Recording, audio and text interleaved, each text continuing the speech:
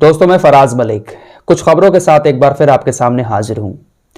3 खबरें हम आपके सामने रखेंगे और तीनों खबरें आप लोगों के लिए जानना बेहद ज़रूरी है। तीसरी खबर जो है वो हमारे देश के नेताओं से जुड़ी है। चुनाव आने वाला है और इलेक्शन कमीशन की तरफ से एक बात कही गई है नेताओं को लेकर।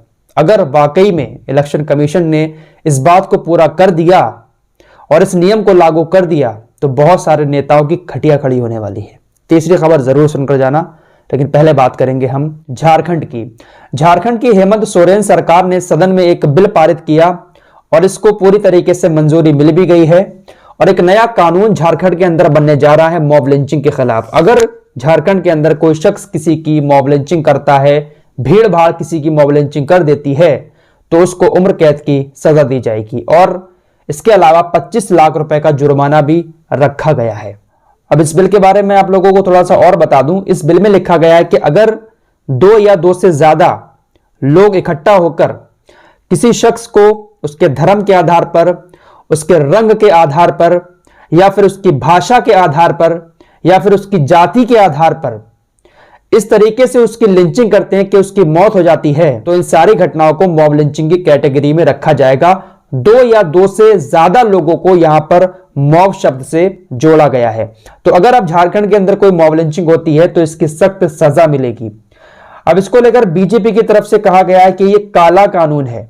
बीजेपी ने इस कानून को काला कानून बताया है क्योंकि हेमंत सोरेन की जो सरकार है वो बीजेपी की नहीं है। बीजेपी के एक विधायक ने इसे काला कानून बताया, तो वहीं एक और नेता है कांग्रेस की, उन्होंने कहा कि इस कानून की सजा थोड़ी सी कम है। अगर कोई किसी की मॉब लिंचिंग करता है तो उसको सजाए मौत होनी चाहिए। फिलहाल यह कानून झारखंड के अंदर पारित हो चुका है। इससे पहले यह कानून मणिपुर, पश्चिम बंगाल, राजस्थान में यह कानून पहले ही बन चुका है, लेकिन बीजेपी इसको काला कानून बता रही है। फिलहाल आप लोगों को यह कानून कैसा लगा?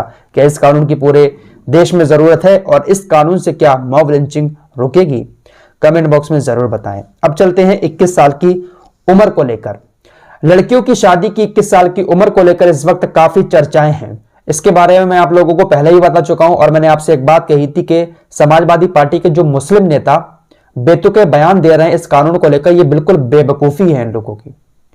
देखिए, इस कानून का सबसे ज्यादा असर जो है ना वो गांव देहात के लोगों के ऊपर पड़ेगा। जो हमारे हिंदू भाई है ना उनके ऊपर तो बहुत ज्यादा पड़ेगा, क्योंकि गांव देहात में जाकर देखिए कितनी कम उम्र में हमारे हिंदू भाई अपने बच्चों की शादी कर देते हैं। अब इसी बात को लेकर एक बड़ी खबर सामने आ रही है। खाप पंचायतों ने इसका विरोध करना शुरू कर दिया है।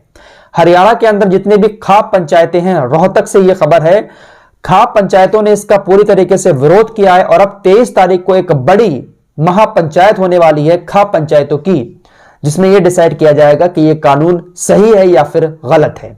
यह कानून सभी धर्मों के लिए लागू किया जा रहा है और सभी धर्मों के कुछ लोगों को यह कानून पसंद आ रहा है, कुछ लोगों को यह कानून पसंद नहीं आ रहा है। लेकिन ये मुस्लिम नेता पूरी तरीके से निशाने पर आ गए मीडिया के, और मीडिया ने ऐसा एक माहौल बना दिया कि सिर्फ मुस्लिम लोग ही इस कानून का विरोध कर रहे हैं। इसी को लेकर वो एक वसीम त्यागी नाम का शख्स है, उसने ओवैसी के ऊपर निशाना साधा। ओवैसी ने कहा कि जब 18 साल का बच्चा जो है वोट डाल सकता है तो उसकी शादी क्यों नहीं हो सकती? सरकार को यह चाहिए कि लड़कों की उम्र 21 साल से घटाकर 18 साल कर दी जाए। उन्होंने भी इस कानून का विरोध किया था, जिसको लेकर अब वसीम त्यागी कहता है कि सरकार ये कानून लागू कर रही है, ओवैसी को क्यों बुरा लग रहा है? ओवैसी 10-15 शादियां करें और बहुत सारे बच्चे पैदा करें, शहादत के काम आएंगे। बेहुदा बयान ये देता जा रहा है लगातार और चर्चा में बना हुआ है। अब चलते हैं आखिरी खबर की तरफ।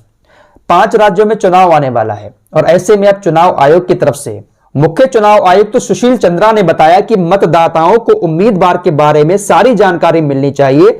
राजनीतिक पार्टियों को अखबार, टीवी और वेबसाइट पर बताना होगा कि उनके उम्मीदवार का क्रिमिनल रिकॉर्ड है या नहीं। अगर है तो राजनीतिक पार्टियां मतदाताओं को वो वजह भी बताएं जिसके कारण एक साफ छवि वाले उम्मीदवार की बजाय आपराधिक रिकॉर्ड वाले कैंडिडेट को चुना जा रहा है। तो यह बड़ी बात कही है कि आप जो उम्मीदवार उतार रहे हैं उसका क्रिमिनल रिकॉर्ड क्या है, यह आपको टीवी, अखबार और न्यूज वेबसाइट के जरिए जनता को बताना पड़ेगा।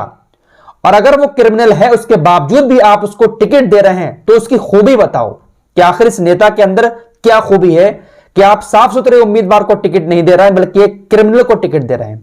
ये जनता को आपको बताना पड़ेगा। तो अगर चुनाव आयुक्त वाकई में इस नियम को लेकर सीरियस है तो आपके सामने सभी नेताओं का क्रिमिनल रिकॉर्ड आने वाला है। आपको पता चल जाएगा कि आपके नेता के ऊपर कौन कौन से केस चल रहे हैं। बहुत सारे नेता हैं, किसी के ऊपर बलात्कार का आरोप है, किसी के ऊपर हत्या का आरोप है। तो आखिर आपको पता तो चलेगा कि हमारे नेताजी का रिकॉर्ड क्या है। फिलहाल इस रिपोर्ट में इतना ही, मिलते हैं एक और नई वीडियो के साथ, तब तक के लिए अपना ख्याल रखें।